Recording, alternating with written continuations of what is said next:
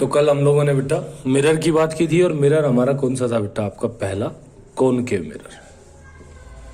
और concave mirror में मैंने आप लोगों को बता दिया था कि जब हम मिरर को बाहर से यानी कि ऊपर से उभरा हुआ हिस्सा उसका पॉलिश करते हैं तो वो कॉनकेव मिरर कहलाता है। ये आपकी जो एक्सिस है ये प्रिंसिपल एक्सिस होगी। जिस पॉइंट पर ये मिरर को काटती है वो पोल पॉइंट होता है बेटा। ये आपका फोकस होता है और ये आपका सेंटर ऑफ कर्वेचर। क्लियर बेटा? तो ये सारी चीजें मैंने समझाई थी आपको। अब अगर हम बात करें इनकी कि ये इमेज का फॉर्मेशन कैसे करेगा, तो जाहिर सी बात है बेटा, जो इमेज होती है आपकी वो किसके ऊपर डिपेंड करती है? वो डिपेंड करती है ऑब्जेक्ट की पोजीशन के ऊपर। क्लियर है बात? तो ऑब्जेक्ट का जो पोजीशन है बेटा, इसमें 6 पोजीशन होती है ऑब्जेक्ट को प्लेस करने की कॉनकेव मिरर में, यानी कि 6 जगह आप ऑब्जेक्ट को अगर रखते हैं तो आपको ये इमेज प्रोवाइड करेगा। सबसे पहले हम डिस्कस करते हैं वो 6 जगह कौन कौन सी है। जैसे सबसे पहला जो प्लेस होता है, सबसे फर्स्ट प्लेस जो होता है वो क्या हो सकता है बेटा आपका?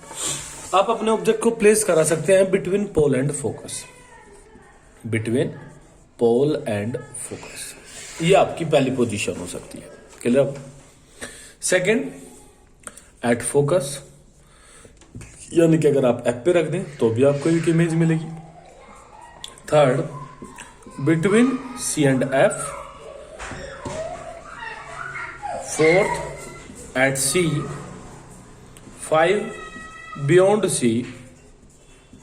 और 6 बेटा आपका एट इन्फिनिटी। क्लियर बात? तो ये 6 केस आपके पास ऐसे है, ये 6 पोजीशन आपके पास ऐसी है जहां पे बेटा आप ऑब्जेक्ट को प्लेस करके और क्या बना सकते हैं बेटा? आपका इमेज बना सकते हैं। वो बात एक अलग है कि ये इमेज किस तरीके की मिलेंगी, क्योंकि देखो इमेज भी हमारे पास बेटा 2 टाइप की होती है। वे 2 टाइप इमेज की कौन कौन सी है? सबसे पहली टाइप होती है बेटा रियल इमेज, और एक टाइप होती है बेटा हमारे पास वर्चुअल इमेज। क्लियर बात? तो अगर एज ए डेफिनेशन में बात करूं तो रियल इमेज किन इमेज को बोलते हैं बेटा? रियल इमेज वो इमेज होती है जिनको आप स्क्रीन पर ले सकते हैं बड़े आराम से, उनको हम रियल इमेज बोलते हैं। क्लियर बेटा बात? लेकिन जिनको स्क्रीन पर ना लिया जा सके, ठीक है, जैसे आप लोग मूवी देखते हैं, सिनेमा घरों में मूवी देखते हैं, तो आप उसको किस पे देखते हैं? स्क्रीन पे ही तो देखते हैं। तो अगर वो स्क्रीन पे बनी हुई है तो वो इमेज कैसी बनी है बेटा आपकी? वो रियल इमेज बनी हुई है। लेकिन जैसे आप लोग मिरर देखते हैं नॉर्मली, तो मिरर में जब तक आपकी जो सूरत है वो सामने है तो दिखती रहेगी, जैसे आपने अपना मुंह हटाया वहां से तो वो एकदम से गायब हो जाती है। तो इस टाइप की इमेज, यानी कि जिसको हम स्क्रीन पर नहीं ले सकते, उन इमेजेस को क्या बोलते हैं बेटा? आपका वर्चुअल इमेज बोलते हैं। बात क्लियर है? तो यहां पे भी हमें ये चीज ध्यान रखनी होगी कि जिस पोजीशन पे मैं अपने ऑब्जेक्ट को प्लेस करूंगा, ठीक है, तो यहां पे कैसी इमेज मिलती है मुझे। ठीक है, तो इसमें मैं आपको एक चीज बताना चाहूंगा बेटा, यहीं पे जो पहला केस होता है आपका, पहला केस जो होता है, यहां पे आपको वर्चुअल इमेज मिलती है। और वर्चुअल इमेज हमेशा कैसी होती है बेटा? आपकी इरेक्ट और हाईली मैग्नीफाइड, यानी कि सबसे बड़ी इमेज होती है ऑब्जेक्ट के रेस्पेक्ट में। मैंने क्या बताया कि जो हमारा पहला केस होता है, जब हम पी और एफ के बीच में ऑब्जेक्ट को प्लेस कराते हैं तो हमारी इमेज कैसी होती है? वर्चुअल। क्लियर बात? इरेक्ट, इरेक्ट माने होता है सीधा बेटा, वर्चुअल इमेज हमेशा सीधी बनती है। ठीक है, और फाइनली क्या है आपका? हाईली मैग्नीफाइड, यानी कि बहुत बड़ी इमेज होती है। क्लियर बात? बहुत ही मैग्नीफाइड इमेज। क्लियर बात? लेकिन उसके बाद में जो ये 5 केस बचते हैं, ठीक है, ये इमेज ऑटोमेटिक कैसी हो जाती है बेटा? आपकी रियल हो जाती है। कैसी हो जाती है आपकी? रियल। यानी कि बाकी 5 के 5 केस में इमेज कैसी मिलेगी आपको? रियल। और रियल होते ही ये कैसी हो जाएगी बेटा? आपकी इन्वर्टेड। इन्वर्टेड का मतलब उल्टा। और जो साइज है इमेज का वो थोड़ा घटता चला जाता है, सबसे बड़ी है, फिर उससे छोटी, फिर उससे छोटी, इस तरीके से घटती चली जाती है। क्लियर बात? तो ध्यान रखें कि पहले केस में वर्चुअल इमेज बनेगी जो कि इरेक्ट भी होगी साथ में और बहुत ही बड़ी होती है, हाईली मैग्नीफाइड होती है। लेकिन अगर हम फोकस पे रखते हैं अपने ऑब्जेक्ट को, तो फिर ये, या फिर यहां पे रखते हैं, या फिर यहां पे रखते हैं, तो ये सारी इमेजिनेशन कैसी हो जाती है बेटा? आपकी रियल बनती है।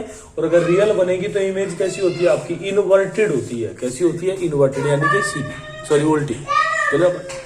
तो मैं आपको बना के दिखाता हूं। जैसे पहला केस है ये, मान लिया पी और एफ के बीच में अगर मैं ऑब्जेक्ट को प्लेस करता हूं। क्लियर बेटा बात? तो एक और चीज, इमेज बनाने से पहले मैं आपको एक चीज और बताना चाहूंगा कि इमेज कहां पे और कैसे बनती है बेटा। इमेज जो होती है आपकी, वो इमेज बनाने के लिए आपको दो रे की जरूरत होती है। ध्यान रखें इस बात को, दो रे की आपको जरूरत पड़ेगी यहाँ पे। अब बात आई कि वो रे जो है वो किस तरीके से आपकी मोशन करेंगी। तो वो जो रे होती है आपकी बेटा, ठीक है, ध्यान रखें, ये 4 रूल को फॉलो करती है इमेज बनाते हुए, ठीक है। पहला रूल क्या होता है? पहला रूल होता है बेटा, अगर कोई भी रे प्रिंसिपल एक्सिस के पैरेलल आके इंसिडेंट होती है मिरर के ऊपर, तो आफ्टर रिफ्लेक्शन ये हमेशा कहां से मूव करेगी बेटा? आपकी ये फोकस से गुजरेगी हमेशा। बात समझ में आती है? अगर कोई भी रे प्रिंसिपल एक्सिस के पैरेलल मूव करती है तो आफ्टर स्ट्राइकिंग, आफ्टर एक तरीके से रिफ्लेक्शन, ये कहां से गुजरेगी बेटा? आपकी ये फोकस से गुजरती है। ये पहला रूल होता है, ठीक है। सेकंड अगर मैं बात करूं रूल की, तो सेकंड रूल क्या कहता है? सेकंड रूल कहता है कि अगर कोई भी रे सेंटर ऑफ कर्वेचर से गुजरती है, क्लियर बेटा बात? अगर कोई रे सेंटर ऑफ कर्वेचर से आ रही है ऐसे, क्लियर बात, तो आफ्टर रिफ्लेक्शन ये सेंटर ऑफ कर्वेचर से ही क्या हो जाती है बेटा? आपकी वापस लौट जाती है, ठीक है। इसका कारण आप मुझे मैसेज करके बताएं कि ऐसा क्यों होता है, ठीक है बेटा, ऐसा क्यों होता है, ठीक है। मैं देखना चाहता हूं कि कितने बच्चों को ऐसा पता है कि सेंटर ऑफ कर्वेचर से जाने वाली जो रे है आफ्टर रिफ्लेक्शन टकराने के बाद वापस हो लेती है यहीं से, ठीक है। तो ऐसा क्यों होता है, ये चीज मैं आपसे जानना चाहता हूं, ठीक है। मुझे मैसेज करके बेटा बताएं इस बात को जरूर। तो ये हो गया। नेक्स्ट अगर हम बात करें थर्ड रूल की, सॉरी, थर्ड रूल बेटा फर्स्ट का रिवर्स होता है। यानी कि अगर कोई रे फोकस से जाती है, अगर कोई रे फोकस से जाती है तो आफ्टर रिफ्लेक्शन प्रिंसिपल एक्सिस के पैरेलल हो जाती है। क्लियर बात? एक बार और सुन लीजिए, अगर कोई भी रे फोकस से जाती है तो प्रिंसिपल एक्सिस के पैरेलल हो जाती है आफ्टर रिफ्लेक्शन।